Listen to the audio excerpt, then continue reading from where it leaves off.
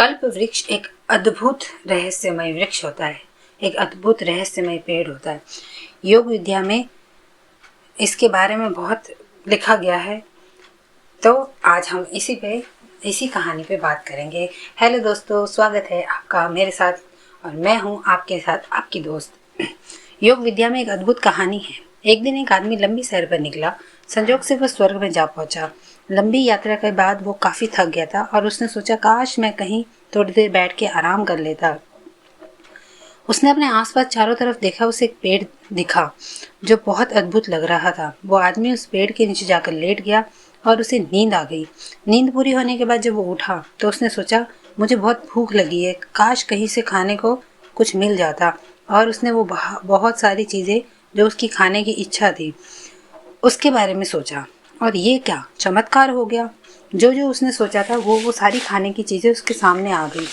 अब उस व्यक्ति ने पेट भर के खाना खाया और जब उसकी भूख शांत हो गई तो उसने सोचा कि अब खाना तो हो गया, काश मुझे कहीं से पीने को कुछ मिल जाता। और वैसे ही उसके दिमाग में पीने की अलग अलग चीज़ों के बारे में ख्याल आया। तो ये क्या फिर से एक चमत्कार हुआ और उसके सामने पीने वाली सभी पेय पदार्थ, सभी जूस, सभी कुछ हाजिर हो गया। उसने पेट भर के उसने अपनी प्यास भी बुझाई। फिर उसने सोचा कि पीने की चीज़ें तो मिल गई मुझे, फिर मैं थोड़ी देर आराम कर लेता, कुछ अच्छा सा बिस्तर मिल जाता। और ऐसे सोचते ही उसके लिए गद्देदार बिस्तर आ गया जिस पे वो लेट गया और वो सो गया। अब इसी कहानी के बीच में हम एक बात करते हैं कि इस दुनिया में सबसे चंचल जानवर कौन सा है? एक बंदर। जी हाँ, एक बंदर। एक बंदर कभी भी एक जगह पे स्थिर नहीं रह सकता। वो इस डाल उस डाल हर जगह उछल कूद करता ही रहता है। हमारे शास्त्रों में भी कहा गया है ना कि जो मन है वो बंदर के समान है। वो कभी एक जगह टिक नहीं सकता। वो इतना चंचल है, इतना चंचल है कि वो सेकंड के 100वें हिस्से में तो कहीं का कहीं पहुंच जाता है। जब उस आदमी की नींद पूरी हुई तो वो उठा और उसने उठ के चारों तरफ देखा। फिर उसे ख्याल आया कि अरे यार, ये क्या, इतना जो कुछ मुझे मिला वो मेरे पुण्य कर्म थे। फिर उसने सोचा कि नहीं हो, ऐसा तो नहीं है कि इस पेड़ के पास कहीं भूत है। ये पेड़ कोई भूतिया पेड़ तो नहीं है, इस पेड़ पे कोई भूत प्रेत तो नहीं रहता।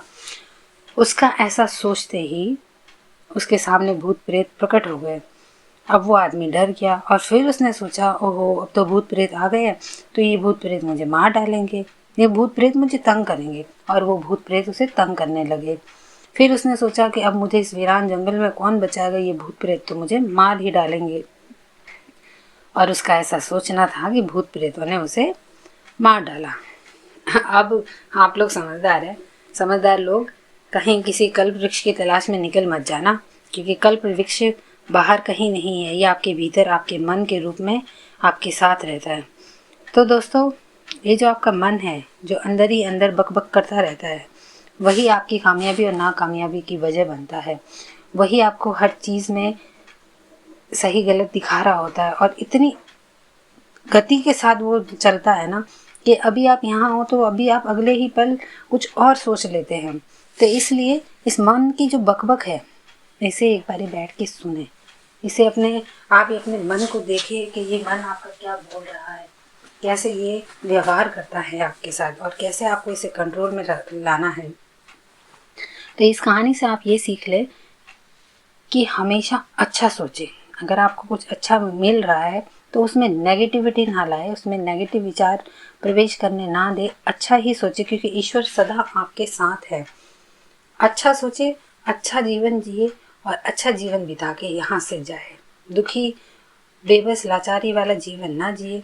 ये इसी वजह से होता है क्योंकि जब आपको कुछ मिलता है तो आपका नेगेटिव विचार ज़्यादा शुरू हो जाता है चलना कि ये ऐसा क्यों हुआ, ऐसा किस लिए हुआ।